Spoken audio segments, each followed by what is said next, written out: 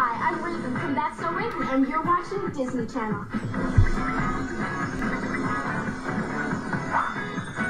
Once, Disney Channel was an educational outlet for children everywhere, teaching them responsibility, integrity, and how to grow up in a rapidly changing world. Shows like That's So Raven, The Sweet Life of Zack and Cody, and Lizzie McGuire covered topics on respecting parents, being a good friend, having high self-esteem, and doing well in school. These shows epitomized the coming-of-age life lessons which aided our generation in growing up and developing morals and values.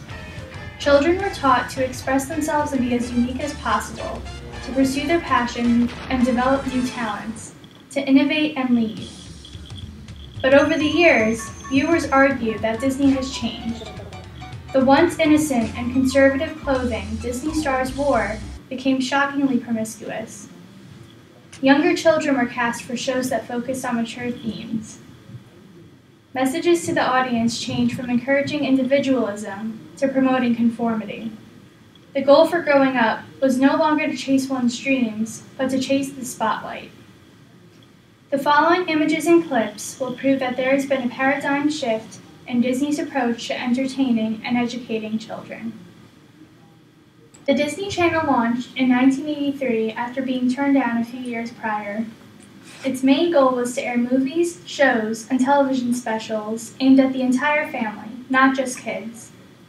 The network experienced a golden age of popularity and profit until 1996, when the Nickelodeon channel was rated the #1 network for children ages 6 to 14. As a result, Disney reformatted its network. While at night the network still aired classic Disney cartoons and vintage material dubbed Walt Disney, daytime shows became more focused toward kids.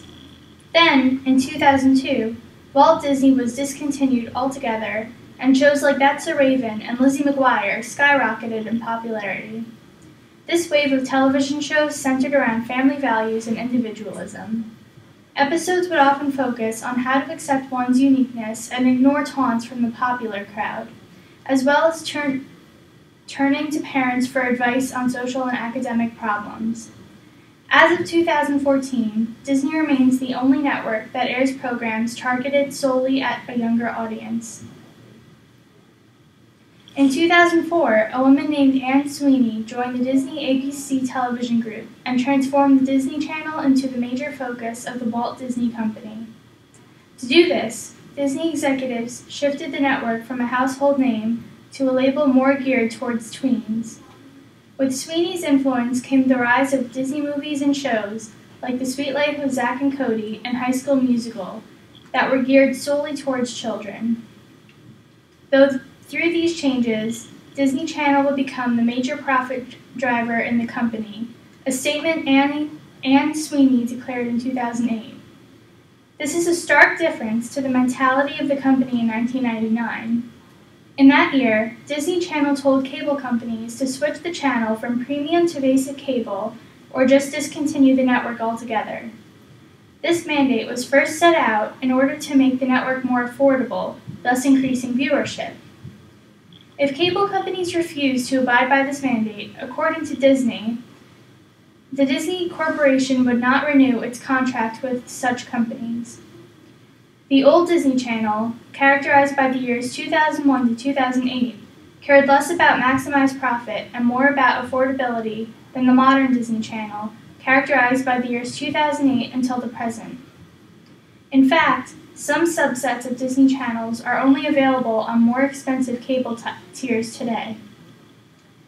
The old Disney Channel aired series that educated the young generations that viewed it. For example, an episode of That's So Raven criticizes societal pressure over self-image. In this episode, Raven stands up for herself and people of all sizes, declaring them all to be beautiful. Look! Who says that's the only look? You make people feel bad if they don't look like that. No one looks like that. I don't even look like that. Because in case you haven't noticed, people come in all shapes and sizes and they're all beautiful. Tell it, girl! Speak the truth! Put that in your magazine. Contrastingly, an episode of the show Shake It Up depicts young teenagers sneaking out at night to attend a celebrity meet and greet at a dance studio. While there, these two girls come across a model who makes a joke about their cute appearance, saying she would eat them up if she ate. You're adorable. I could just eat you guys up. You know, if I ate. This is an example of how modern Disney Channel makes a joke out of societal issues, such as eating disorders along with other health conditions. In fact, multiple episodes of modern Disney shows have been pulled or redone due to parental complaints. Episodes such as Jesse's Quitting Cold Koala, in which a little kid is victimized for a health disorder that prevents him from consuming gluten, exemplify this claim. Is this pancake gluten-free? It's gluten-free. Is that close enough? Gluten!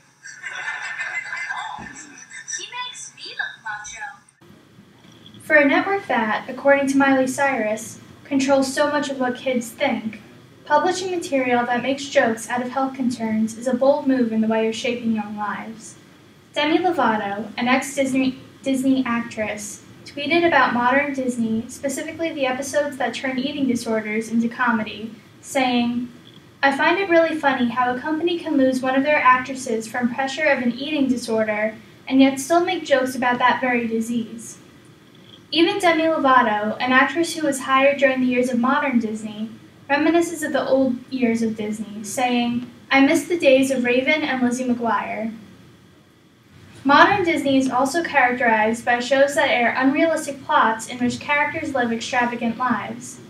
They live in large houses with happy, loving parents and frequently some type of celebrity status. While these plots are nice to think of, they are unrealistic in today's society. Most young children are not rich and famous, yet Disney makes it seem as though many are. Why is Miller White coming to Stevens Point, Wisconsin? Oh, to see me, myself, and I? He's skateboarding in a competition downtown this weekend, and get this, his sponsor, Flip Kick Magazine, asked me to be a celebrity judge. Children in old Disney shows face significant parental repercussions. For example, the characters Zack and Cody from the show The Sweet Life of Zack and Cody frequently got themselves into trouble. However, these two boys had many parental figures to discipline them and correct them when they messed up. Modern shows such as Jessie depict a household of 4 children with only 2 adult figures in the plot. And these adult figures are a young nanny and a lazy, negligent butler. The kids in this household are rarely scolded for being rude, greedy, or immature. They never seem to be taught a lesson, whereas characters in old Disney shows were always taught a lesson by authority, in turn leading to respect said authority. However, it is important to note that modern Disney is following a trend in society. Kids today are all around more grown-up in appearance. They dress in older clothes, wear more makeup, and start dating at younger ages. Many kids today also lack parental authority to teach them lessons, and they also dream of becoming rich and famous. Anne Sweeney even states that modern Disney launched dozens of pilot shows, designed by committee to a formula, admitting to similar, unrealistic plots of new Disney shows.